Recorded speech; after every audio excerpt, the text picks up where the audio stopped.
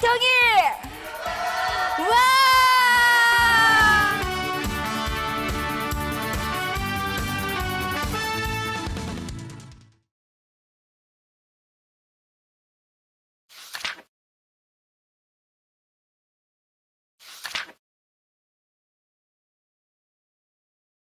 안녕하세요. 이승만 역사교실의 양멜입니다. 지난 9강에서는 저희가 1차 세계전쟁의 본질적인 목적과 그 목적을 달성하기 위한 방법론에 대해서 살펴보았습니다.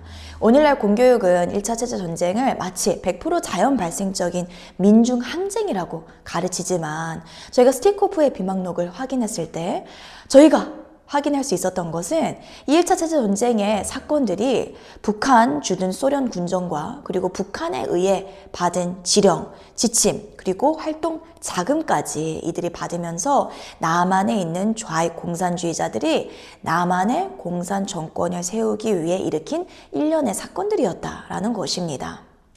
1차 세계전쟁의 본질적인 목적은 남한의 체제를 전복시키고 공산 정권을 수립하는 것이었으며 이들이 이 목적을 달성시키기 위해 채택했던 신전술, 조선공산당 위조 집회 사건 이후 채택했던 새로운 전술은 바로 무장폭동 반란이었습니다.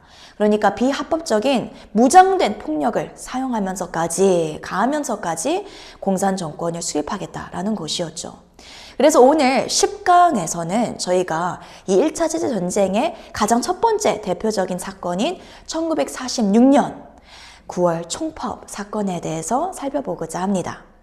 저희가 이 1차 세계전쟁의 사건들을 살펴볼 때 보다 쉽게 이해하기 위해서 저는 매 강의마다 서론, 본론, 그리고 결론의 구조를 사용하고자 합니다. 이렇게 사용했을 때 저희는 매 사건 보다 쉽게 이해하고 더 기억에 남을 것 같습니다. 그러면 한번 먼저 그 구조를 적어보도록 하겠습니다. 1차 세계전쟁 해방 직후인 1945년부터 1948년까지의 일련의 일들이죠. 첫 번째 서론은요.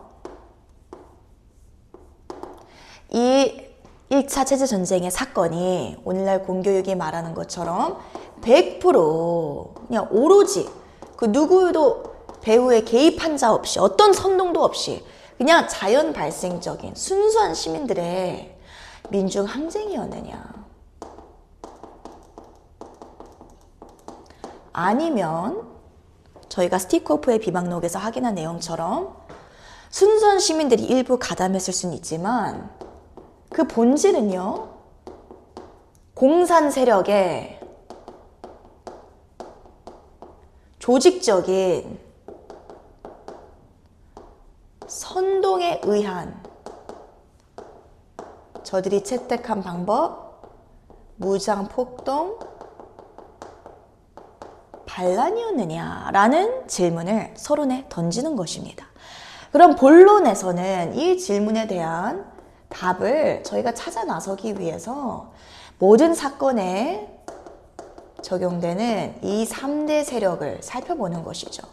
그 첫 번째는 진짜 당시 일반 시민들이 갖고 있었던 불만이 무엇이었고 두 번째 이 불만을 계기로 자신들의 정치적인 목적을 달성하기 위해 개입하고 선동한 배후 세력 그러니까 여기에서는 조선공산당 이후에는 남로당이 되죠. 이 좌익 공산주의자들이 공산 정권을 세우기 위해 어떻게 개입을 해서 선동을 해서 일들을 벌였는지 또 세 번째는 그 선동에 그냥 처참히 넘어가 버린 많은 무리들입니다. 그래서 이 서론과 본론의 구조를 따라 한번 오늘의 9월 총파업 이야기를 시작해 보도록 하겠습니다. 박헌영은 해방 직후 노동자들에 대한 영향력을 행사하기 위해 전평이라는 노동조합을 결성합니다. 1945년 11월 박헌영은 노동자에 대한 영향력을 행사하기 위해 조선노동조합 전국평의회를 조직합니다. 전평은 명목적으로 노동조합 연맹이었지만 실제로는 조선공산당의 산하 노조였습니다. 그러니까 1945년 11월 해방 직후 결성된 이 전평은요. 겉으로 드러나는 명목상은 무엇이다? 노동조합이지만 그 실체는 무엇이었다고요? 조선공산당, 그러니까 남노당의 전신이죠. 박헌영의 조선공산당 산하의 노동조합이었다. 그러니까 다시 말하면요, 노동조합보다는 어떤 정치적 집단에 더 가까웠다. 조선공산당의 목적을 이루기 위한 하나의 산하 단체였다라고 이해하는 것이 본질적으로 더 가깝습니다. 그래서 이 전평은 오늘날도 마찬가지인 것 같아요. 노동조합이라고는 하지만 정말 노동자들의 어떤 권리, 노동자들을 위한 운동을 전개하기보다는 전혀 노동자의 권리와 상관이 없는 동떨어져 있는 정치적인 구호들을 외치는 것이 오늘날 대한민국의 노조들의 현실입니다. 가장 대표적으로 광화문 광장에 나가면 우리나라의 대표적인 가장 큰 노조들이 외치는 구호들을 보면요. 국가보안법 폐지를 외치죠. 도대체 국보법을 폐지시키는 것이 노동조합들의 또 노동자들의 권리와 어떤 상관이 있는 것인지, 오늘날의 가장 큰 우리나라의 노동조합들이 그저 정치 집단, 그것도 대한민국에 반하는 정치 집단으로 전락해 있음을 사실 과거에도 그렇고 오늘날도 역사가 반복되고 있다는 것을 저희는 한눈에 이제는 바라볼 수 있게 되었습니다. 그래서 역사를 공부하는 것은 매우 중요하죠. 역사를 기억하지 못하는 민족은 계속해서 똑같은 일들이, 이 전평과 같은 일들이 계속해서 일어나기 마련입니다. 그런데 실제로 당시 전평도 노동조합보다는 정치 집단에 가까웠음을 보여주는 대목이 있는데요. 당시 이 노동조합의 행동 강령입니다. 당시 전평의 행동 강령을 보면 이들이 노동조합이 아닌 공산정권 수립을 위한 정치 집단이었음을 알 수 있습니다. 예를 들어 13항에는 조선인민공화국을 지지하자, 14항에는 조선의 자주독립 만세라는 내용이 명시되어 있습니다. 이렇게 박헌영은 해방 직후 전평을 조직하고 이후 저희가 지난 9강 때 살펴보았던 1946년 5월에 정판자 사건이 터지면서 7월에 신전술을 채택하죠.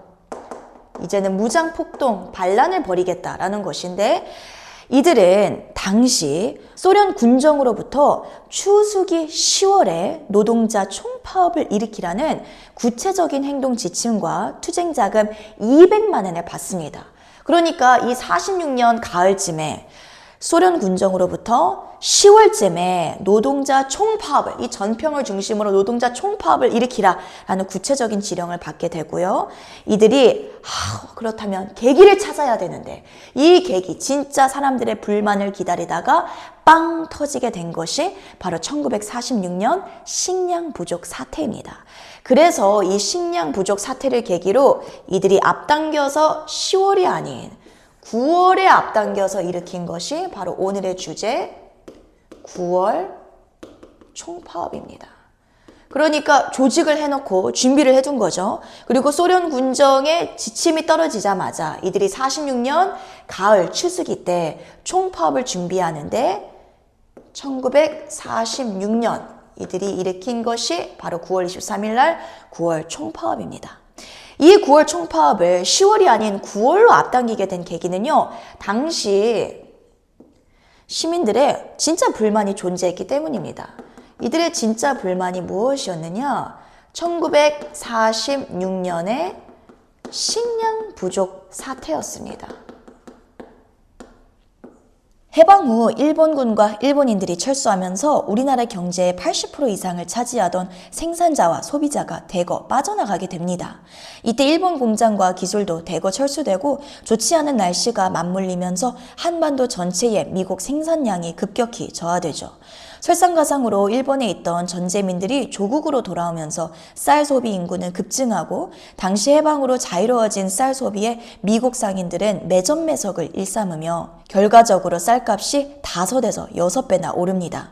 사실 식량 부족 사태를 해결하기 위해서는 미국의 생산량을 증가시키는 방법밖에 없었지만 미군정은 1946년 1월 25일부터 가정마다 소비량 외에 쌀을 의무적으로 판매해야 하는 미국 수집령을 시행합니다.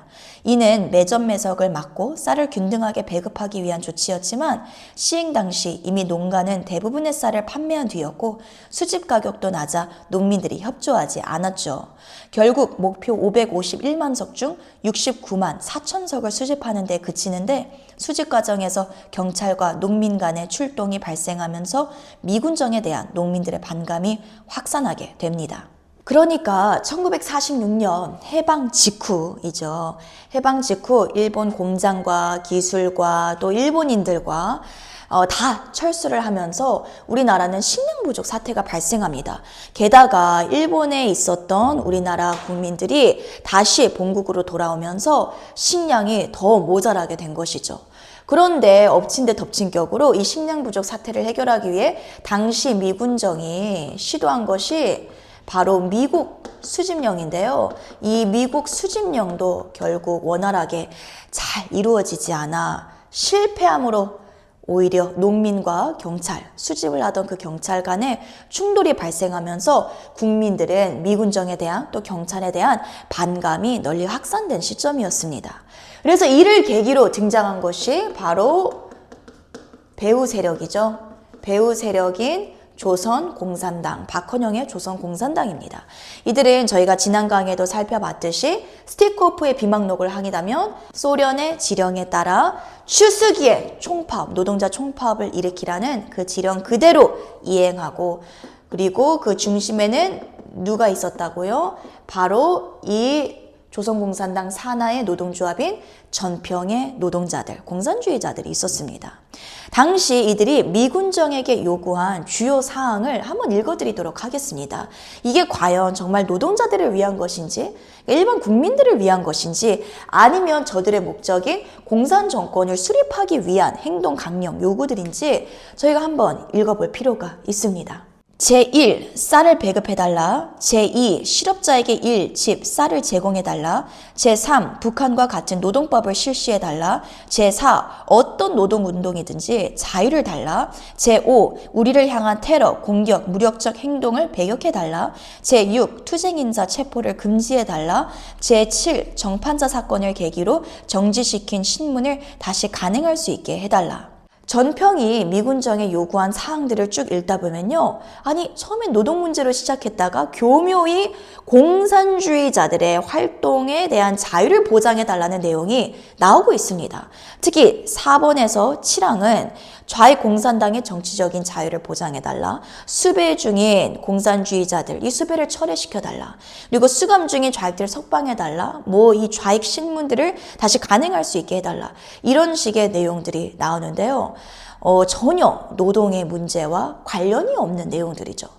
그러니까 어찌 보면 이들은 당시 일반 시민들이 진짜 겪고 있었던 이 식량 부족, 쌀이라는 먹고 사는 문제를 표면적으로 띄우면서 본질적으로는 뭐다? 그를 통해 공산 정권을 수립하고자 자신들의 정치적인 자유를 보장받고자 활동했던 것이 바로 이 전평과 9월 총파업 사건입니다. 그래서 결국에는 이 9월 총파업이 어떻게 귀결이 되느냐? 이 무리들이 사실은 전평 노동자들을 중심으로 부산 철도 노동자들 7,000명을 시작으로 전국의 몇 명까지 4만 명까지 이 9월 총파업에 가담하게 됩니다. 이렇게 저희가 전평과 9월 총파업에 대한 내용을 정리해 보았는데요. 우리가 역사를 기억하지 않는다면 똑같은 일이 계속해서 반복될 수밖에 없습니다. 전평 역시도 과거에 해방 직후 박헌영이 조직한 정말 정치적인 목적을 가지고 있는 노동조합이지만 오늘날에도 똑같은 일들이 일어나고 있다는 것 알고 계신가요? 오늘날 21세기 대한민국에 전평이랑 너무도 유사한 노동조합들이 대한민국에 존재하고 있습니다. 가장 대표적인 노동조합들이 어디일까요? 바로 한국의 가장 큰 노동조합 민주노총과 한국노총입니다. 그래서 이 시간에는 저희가 한국에서, 우리나라에서 가장 큰 노조인 민주노총의 성격에 대해서 한번 살펴보고자 합니다. 저희가 정말 광화문에 가거나 뭐 어떤 뉴스를 봤을 때도 정말 많이 보았을 이 민노총은 과연 어떤 집단인가? 전평과 유사한지 아니한지는 여러분이 직접 판단해 보시길 바랍니다. 우선 노동조합을 이해하기 위해서는 몇 가지 배경 지식이 필요합니다. 그래서 노조를 이해하기 위한 배경 지식을 먼저 한번 살펴보도록 하겠습니다. 이 노동조합이라 함은 무엇인가? 첫 번째, 노동조합은 우리나라 헌법으로 보장된 단체입니다. 1953년 제정된 노동조합법은 헌법에 근거하여 노동자에게 노동 3권을 보장합니다. 노동 3권은 단결권, 단체 교섭권, 단체 행동권입니다. 이는 노동자가 기업과 개별적으로 맞서기 어렵기 때문입니다. 두 번째는 과거와 현재의 노동 환경이 많이 달라졌다는 점, 개선되었다라는 것을 저희가 항상 인정하고 가야 합니다. 과거 60년대, 70년대의 노동 환경과 오늘날 21세기 대한민국의 노동 환경은 현저히 다르죠. 1960년에서 70년대만 해도 노동 환경은 매우 열악했지만 지금은 장시간 노동도 줄고 근무 여건도 크게 개선된 것이 사실입니다. 세 번째, 우리나라 노조는 해외에 있는 외국 노조들에 비해 막강한 권한을 소유하고 있습니다. 선진국 독일, 프랑스, 영국 등은 파업 시 기업이 손해배상을 청구하거나 대체 인력을 투입할 수 있는 법적 권한이 보장됩니다. 하지만 우리나라는 손해배상 청구가 어렵고 대체 근로도 법으로 금지되어 있어 기업의 방어권이 사실상 없습니다. 그 결과 파업이 발생하면 기업은 물론 시민들도 피해를 고스란히 감당해야 하죠. 지하철 파업 시 시민들이 속수무책으로 불편을 겪는 것이 가장 대표적인 사례입니다. 우리나라 노조의 권한이 얼마나 막강하면 우리나라만 귀족 노조라는 표현이 있고요. 우리나라 노동자들만 자신의 자리를, 자신의 직업을, 직책을 자식들에게 물려주고자 하는 행동까지 일어나고 있겠습니까? 그래서 우리가 이 노동조합에 대한 세 가지 배경 지식, 첫 번째는 무엇이다? 헌법으로 보장된 단체이다. 두 번째, 과거에 비해 노동 환경이 많이 개선이 되었다. 세 번째, 외국 노조보다도 더. 사실 자동차의 제조국 1위는 다름이 아닌 독일 아닙니까? 그런데도 이 독일의 노동자들보다 더 많은 월급을 벌고 막강한 권한을 소유하고 있는 것이 바로 우리나라의 노조들입니다. 현대차 노조, 가장 대표적이죠. 그러니까 우리가 노동조합들을 생각했을 때 귀족 노조다라는 표현이 왜 일반 시민들 사이에서 나오겠습니까? 그만큼 노동조합은 막강한 권한을 소유하고 있다. 기업의 방어권이 사실상 우리나라는 없다라고 저희가 배경 지식을 먼저 가지고 들어가야 합니다. 그렇다면 가장 대표적으로 저희가 민노총을 칠판에 적어 보았는데요. 이 민노총을 비롯한 한국노총도 그렇고 이들이 명목적으로는 노동자들의 권리를 위해서 싸우는 노동조합이지만 본질적으로는요. 이들이 외치는 3대 구호를 보면 70여 년 전에 이 전평과 크게 다르지 않다는 것을 본질적으로 파악할 수 있습니다. 그럼 이들이 외치는 3대 구호는 무엇일까요? 첫 번째,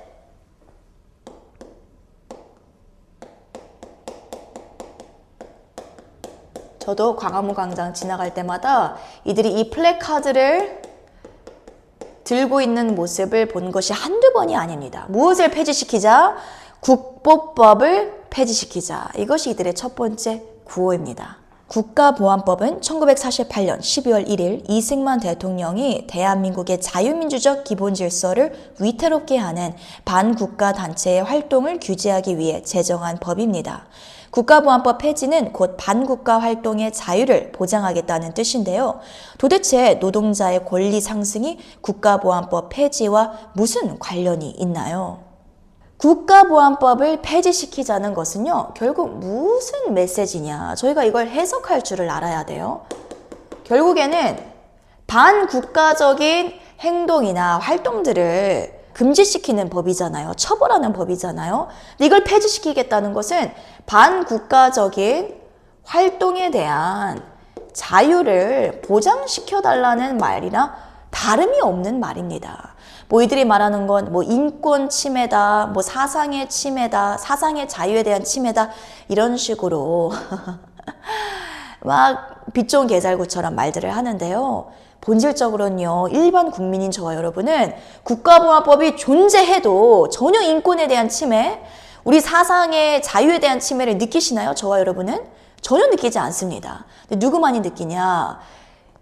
반국가적인 활동을 하고 싶어서 입이 근질근질한 사람, 손이 막 뭐든지 막 가만히 있지를 못하는 사람, 범죄자들이나 사상의 자유에 대한 침해라고 느끼지 일반 국민은 전혀 그렇게 느끼지 않습니다. 근데 가장 어처구니가 없는 사실은 왜 국가보안법 폐지를 어떤 공산주의를 찬양하는 집단이나 그런 정치적인 무리들이 외치는 것이 아니라 왜 노동조합인, 이 노동자들이 반국가적 활동 자유를 보장해달라고 외치고 있는 것이죠. 도대체 이게 노동조합, 노동자의 권리와 무슨 상관을 갖는 것이죠? 우린 이렇게 반문할 줄 알아야 됩니다. 두 번째, 이들의 구호는 한미연합 훈련 중지입니다. 도대체 이건 또 노동조합과 무슨 관련이 있는 내용인가요? 한번 들여다보겠습니다. 한미연합훈련은 1954년 시작된 한미 간 연합훈련으로 70년간 전쟁 억제와 한미동맹 강화를 담당해온 대한민국 안보의 핵심입니다. 그런데 왜 평화와 자유를 지키는 이 훈련을 중단하려는 것일까요? 노동자의 권리와는 전혀 무관할 뿐만 아니라 미군 주둔은 일자리를 창출하고 외국 투자자에게 안정감을 줍니다. 외국 자본이 우리나라에 투자하는 이유는 대한민국 자체보다 우리나라에 주둔하고 있는 미군을 믿기 때문이죠. 미군 철수 여론이 나올 때마다 외국 투자가 빠져나간다는 사실을 알고 있나요? 그러니까 이 한미연합훈련을 중지시키는 것이 사실은 노동조합들에게도 불이익인데 결국 이들이 이걸 외치는 이유는 무엇을 원하기 때문일까요? 미군의 철수를 원하기 때문입니다. 미군이 우리나라에 주둔함으로써 우리가 70여 년 동안 전쟁이 없었기 때문에 경제가 이토록 놀랍게 눈부시게 성장할 수 있었고 그 경제 성장으로 인해 많은 기업들이 생겨나서 노동자들도 일자리를, 그 노동에 대한 가치를 누릴 수 있는 것 아닙니까? 기업이 없고 우리나라가 이렇게 경제 성장을 이루지 못했더라면 일자리를 창출해낼 수가 없죠. 그리고 미군이 주둔함으로써 더 많은 일자리도 창출이 되고 있는데 미군이 철수함으로써 우리나라는 경제적으로도 위축될 수밖에 없습니다. 어떤 해외 자본가들이 전쟁 중인 나라에, 그것도 지켜줄 미군이 없는 나라에 투자를 하고 싶겠습니까? 그럼 우리나라의 대기업뿐만 아니라 중소기업들도 전부 다 해외로 빠져나가게 된다면 오히려 가장 먼저 일자리를 잃게 되는 것이 바로 민노총 산하의 노동자들입니다. 그래서 우리는 저들이 진짜 노동조합을 위한 단체인지, 진짜 노동조합인지, 아니면 하나의 정치 집단, 그것도 반국가적인 구호들을 외치는 정치 집단인지 우리는 분명하게 판단을 해야 합니다. 마지막 세 번째, 저들이 외치는 구호는요, 바로 반미와 반일입니다. 반미 반일 감정은 결국 한미일 동맹을 파기하겠다는 뜻입니다. 우리나라는 땅으로 이어진 모든 주변국, 북한, 중국, 러시아가 공산주의 국가들입니다. 실제로 이들은 전부 우리나라를 침략하려고 했던 역사가 있죠. 이때 이들에 의해 공산화될 뻔한 우리나라를 지켜준 나라가 바로 미국입니다. 역사는 우리에게 육지가 아닌 바다를 통한 해양 동맹의 필요성을 보여주고 있습니다. 일본은 과거 35년간의 식민 지배라는 아픈 역사가 있지만 오늘날에는 자유민주주의 국가이자 헌법상 침략 전쟁이 불가능한 나라죠. 북한, 중국, 러시아의 공산주의 구도를 견제할 수 있는 유일한 방법은 한미일 동맹의 수호입니다. 동맹이 없다면 우리는 핵무장한 북한의 위협과 러시아, 중국의 공산화 압박에 무너질 수밖에 없습니다. 그러니까 이 마지막 세 번째 구호, 반미, 반일은요, 결국에는 무엇을 파기하기 위한 구호다? 한미일 동맹을 파기하기 위한 구호라는 거예요. 애초부터 사실 생각했을 때 이 한미일 동맹 파기가 도대체 또 노동조합의 어떤 권리 상승과 무슨 상관이 있는 건가요? 전혀 상관없습니다. 그런데 이들이 외치는 그 구호마저 대한민국을 세우는, 대한민국을 더 강하게 만드는 것이 아니라 더 약하게 만드는 반국가적인, 대한민국에 반하는, 대한민국의 국익에 반하는 구호들임을 기억해야 합니다. 그렇다면 저희가 오늘 이 전체 10강을 마무리하면서 이 민노총이 오늘날 이렇게 불린다는 걸 여러분 알고 계신가요? 민노총은 간첩의 본거지다. 이런 말 저뿐만 아니라 여러분도 많이 들어보셨을 텐데, 과거에는 사람들이 이 말을 들었을 때 무슨 대낮에 무슨 간첩이냐, 시대 뒤떨어진 말이다, 이렇게 반응들을 하셨습니다. 그런데 최근 들어 뉴스를 보면요, 거듭거듭해서 이러한 실제적인 사건들이, 간첩의 본거지 같은 일들이 민노총 내에서 일어나고 있습니다. 여러분, 이건 역사를 아는 사람은요, 충격받을 일도 아닙니다. 과거부터 지금까지 우리나라에는 많은 북한을 찬양하는 김일성주의자들, 주사파들, 이 간첩들이 활개치고 있다는 것 여러분 알고 계신가요? 2023년 5월 전직 민주노총 간부 4명이 노조를 빙자한 간첩 활동 혐의로 구속되었습니다. 이들은 2017년부터 캄보디아에서 북한 공작원들과 여러 차례 접선하여 90여 건에 달하는 북한 지령문을 받고 노조 활동을 빙자한 정권 퇴진, 반미 운동을 주도했습니다. 민노총은 북한 간첩의 본거지라는 말은 더 이상 유언비어가 아니게 되었습니다. 북한은 과거 1960년대 무려 933건의 무장공비 및 간첩 침투 도발을 감행했지만, 오늘날에는 남한 내 종북 세력이 간첩보다 더 열심히 활동하여 북한이 굳이 간첩을 파견할 필요조차 없게 되었습니다. 2023년 6월 자유민주연구원이 공개한 창원 간첩단 하부망 지도만 보아도 지역 전체가 붉게 표시될 정도입니다. 만약 대한민국 내 종북 좌파 또 간첩단체를 모두 표시한다면 대한민국은 사실상 붉은색으로 덮일 것입니다. 그럼에도 문재인 전 대통령은 국정원의 대공수사권을 폐지하기까지 했습니다. 간첩을 잡는 국정원을 무력화하는 것은 자살 행위입니다. 이렇게 오늘날 대한민국은 간첩에 의해 점령되었다라고 말해도 과언이 아닙니다. 오늘 저희가 10강을 정리하면서 그렇다면 마지막 결론을 내야겠습니다. 우리는 과거의 역사를 통해 어떤 결론을 내려야 될까요? 결론은 결국 과거를 현재로 끌어들여 미래를 우리가 어떻게 개척할 것인지를 정확하게 그 교훈을 깨닫는 것입니다. 결론은 무엇인가? 바로 박헌영을 비롯한 70여 년 동안 이어온, 민노총까지 이어온 이 좌익들의 7단계 전술을 우리는 늘 주의하고 경계해야 합니다. 7단계 전술. 첫 번째, 선전선동을 하여. 박헌영이 해방 직후 선전선동을 하여 무엇을 조직했나요? 조선공산당을 조직했죠. 이렇게 자신들의 조직 체계, 전평을 만들고 민노총을 만들고, 그리고 드디어 빵하고 계획이, 어떤 진짜 불만이 생겼을 때 순수한 시민들의 진짜 불만을 계기로 대중 시위를 일으키죠. 이런 9월 총파업과 같은 큰 데모, 시위들을 일으키고, 이 시위들에 무엇을 유발하느냐?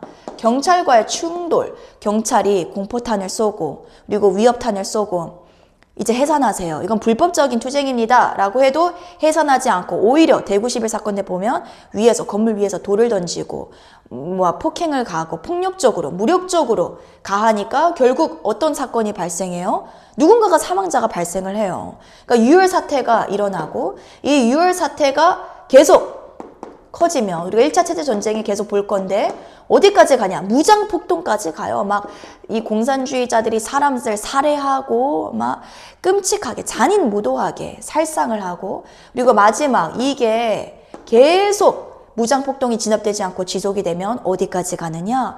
내전까지, 체제가 전복되는 내전까지 일어난다라는 사실을 우리는 이 1차 세계전쟁의 전체 역사를 통해 항상 내리는 결론이 뭐다? 좌익들의 7단계 전술은 과거나 지금이나 계속해서 반복이 되고 있기 때문에 우리는 매번 어떠한 계기가 생겼을 때 얘를 선제적으로 대응하여서 이러한 일들을 선제적으로 방지해야 한다라는 것입니다.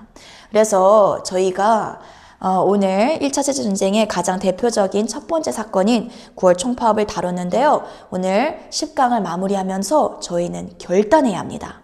과거에 1차 세계전쟁 때 이승만을 비롯한 정말 자유를 믿었던 또 투쟁하셨던 분들의 그 희생과 또 이 과정에서 정말 무고하게 죽은 많은 시민들이 있었습니다. 저들의 희생과 피와 땀과 눈물로 인해 오늘 자유대한민국이 세워졌는데요. 이 자유대한민국을 우리는 끝까지 지켜내야 합니다. 과거 있었던 전평이 오늘날도 반복되게 일어나고 있는 이유는 바로 국민인 저와 여러분이 역사를 잊어버렸기 때문입니다.